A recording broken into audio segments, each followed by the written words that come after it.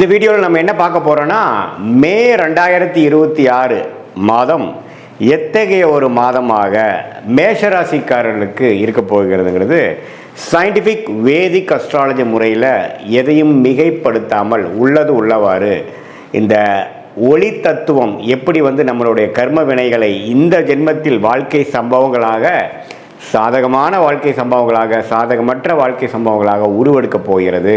அதுக்கு கிரகத்தின் சஞ்சாரங்களும் பெயர்ச்சியும் எப்படி ஒரு தாக்கத்தை மேஷராசிக்காரர்களுக்கு மே மாதம் 2026 அந்த 31 நாட்கள் எப்படி இருக்க போகுதுங்கிறது நாம் துல்லியமாக சயின்டிஃபிக் வேதிக் அஸ்ட்ராலஜி முறையில் பார்க்க போகிறோம் இந்த வீடியோவில். இப்போ பாருங்கள், ஆண்டு கிரகம் என்று சொல்லப்படுகிற குரு 3ஆம் இடத்திலே நீடித்திருக்கிறார். சனி விரயசனியாக 12ஆம் இடத்தில் இருக்கிறார். ராகு 11ஆம் இடத்திலும், கேது 5ஆம் இடத்திலும் நீடித்திருக்கிறார். அதில் எந்த ஒரு மாற்றமும் நாம் மே மாதம் பார்க்க போகிறதில்ல. ஜூன் மாதத்துக்கு அப்புறம் தான் குரு பயிற்சி நடக்கிறதுங்கிறது உங்களுக்கு தெரியும்.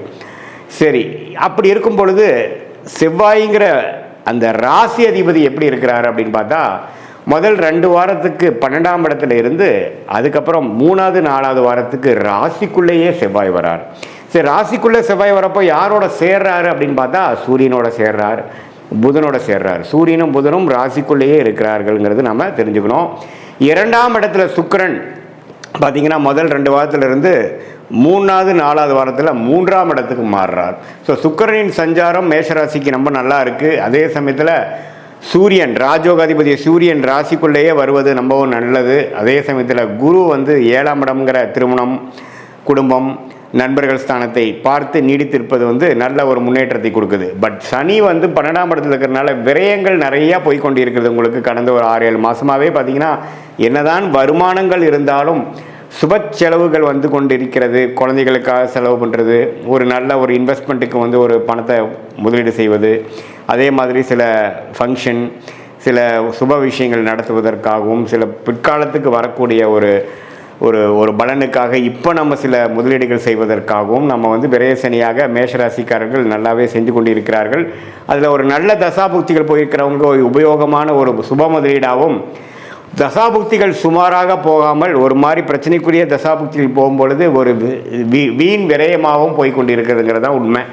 ஸோ இத்தகைய ஒரு மேஷராசிக்காரர்களுக்கு முதல் 2 வாரம் பார்த்திங்கன்னா ராசி 12ஆம் இடத்துலேருந்து செவ்வாய் சனியோடு சேர்ந்து சில பிரச்சனைகள், ட்ராவலிங்கில் சில இடைஞ்சல்கள், அலைச்சல்கள், விரயங்களில் ஒரு பிரச்சனைகள், உடல் உபாதைகள், வம்பு வழக்குகள், கடன் பிரச்சனைகள், இது மாதிரி கொஞ்சம் ராசி அதிபதி சனியோட சேர்றதுனால மேஷராசிக்காரன் கொஞ்சம் டிஸ்டர்ப் ஆகக்கூடிய அமைப்புகள், எண்ணத்தை சொல்லி எண்ணத்தை பண்ணிங்கிற மாதிரி ஒரு மாதிரியான ஒரு மன சஞ்சலத்தை கொடுக்கக்கூடிய அமைப்பு முதல் 2 வாரம் இருக்குது. அதுக்கப்புறம் 3rd and 4th வீக் கிட்டத்தட்ட மே 15க்கு அப்புறம் பார்த்தீங்கன்னா ராசி அதிபதியே செவ்வாயே ராசிக்குள்ளே வருவது மிகவும் அருமை. ஸோ அது சூரியனோட சேர்ந்துருக்கிறது அருமையான விஷயம். சனி விட்டு விலகிறாரு பாருங்க, அது ரொம்ப நல்லது. ஸோ கண்டிப்பாக பிற்பகுதி மே மாதம் 2nd half கொஞ்சம் நல்ல பலன்களை கொடுத்து அடுத்த வரக்கூடிய குரு பயிற்சிக்கு வேணுங்கிற நல்ல தொழில் விருத்தி, வேலை மாற்றம், வீடு வண்டி வாகனத்தில் விருத்தி, அம்மா தாயார் சம்மந்தப்பட்ட விஷயத்தில் ஒரு நல்ல ஒரு நற்செய்தி, அது மாதிரி ஒரு நல்ல அமைப்பை நோக்கி போகக்கூடிய ஜூன் மாதத்துக்கு மேலே வரக்கூடிய யோகத்துக்கு மேஷராசிக்காரர்கள் மே 15ஆம் தேதியிலேருந்தே தயாராகக்கூடிய ஒரு அற்புதமான ஒரு காலகட்டமாக 2nd half of மே 2026 வருதுங்கிறது நீங்கள் தெளிவாக தெரிந்து கொள்ள வேண்டும். இது ஒரு நல்ல ஒரு விஷயந்தான்.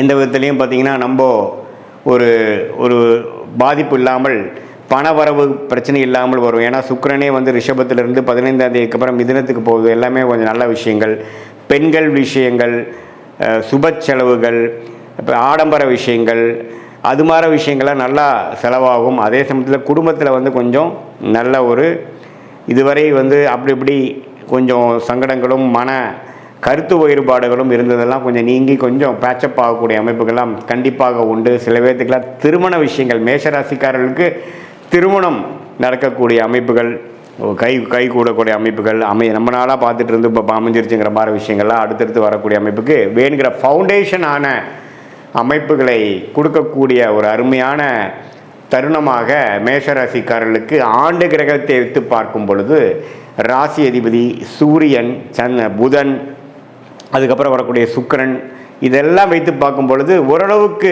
அடுத்த வரக்கூடிய குரு பயிற்சிக்கு தயாராகக்கூடிய அந்த பலன்களை பெறக்கூடிய அமைப்புக்கு வேணுங்கிற வாழ்க்கை சம்பவங்கள் ஒரு ஃபவுண்டேஷனாக அடிப்படையாக அமைத்து கொடுக்கக்கூடிய ஒரு அற்புதமான மாதமாக, குறிப்பாக சொல்லணுன்னா செகண்ட் ஹாஃப் ஆஃப் மே மாதம் வருதுங்கிறது நாம் தெரிஞ்சுக்கணும்.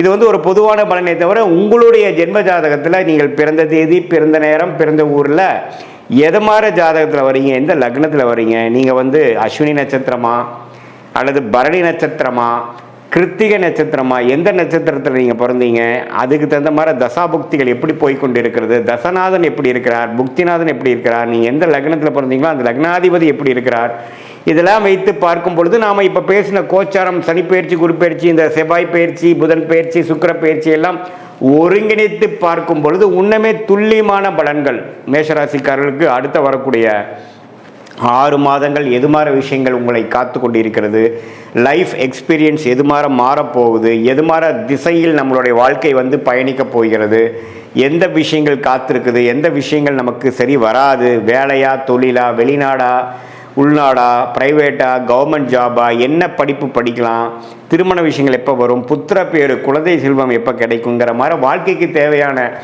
எல்லா இம்பார்ட்டண்ட்டான முக்கியமான விஷயங்களும் நம்மளுடைய இந்திய வேத ஜோதிடத்தில் அடிப்படையான அறிவியல் சார்ந்த சாஸ்திரமான சயின்டிஃபிக் வேதிக் அஸ்ட்ராலஜி முறையில் எதையும் மிகைப்படுத்தாமல், மூட நம்பிக்கையில் போகாமல், பரிகாரங்கள் அது மாதிரி விஷயங்கள்லாம் பேசாமல் உள்ளது உள்ளவாறு நம்மளுடைய அடுத்த வரக்கூடிய ஷார்ட் டேர்ம் எப்படி இருக்குது, அடுத்து வரக்கூடிய லாங் டேர்ம் எப்படி இருக்குது, எது மாதிரி முடிவுகளை எடுக்கலாம், இருக்கக்கூடிய சாய்ஸ், லைஃப் சாய்ஸில் எந்த சாய்ஸ் நம்ம எடுக்கிறது நம்மளுடைய கர்மாக்கு அலைன் பண்ணிக்கக்கூடிய முடிவாக இருக்கும், எந்த மாதிரி விஷயங்களில் போனோம்னா நம்ம எதிர்நீச்சல் போட வேண்டியது இருக்கும், எது மாதிரி லைனில் போனோம்னா நம்ம ஈஸியாக நம்மளுடைய கோலை அச்சீவ் பண்ணி நம்ம என்ன மாதிரி விஷயத்தை நம்ம நோக்கி நம்ம போகிறோமோ அது ஈஸியாக கிடைக்கிறதுக்கு என்ன கர்மா நம்மளை காத்து கொண்டு இருக்கிறது, நம்மளுடைய பிராப்தங்கள் என்ன, நம்மளுடைய தோஷம் என்ன, நம்ம வாங்கி வந்த வரன் என்ன, எந்த கிரகம் நமக்கு அதிகமான நன்மையை கொடுக்கக்கூடிய கிரகமாக நம்மளுடைய ஜாதகத்தில் இருக்குது,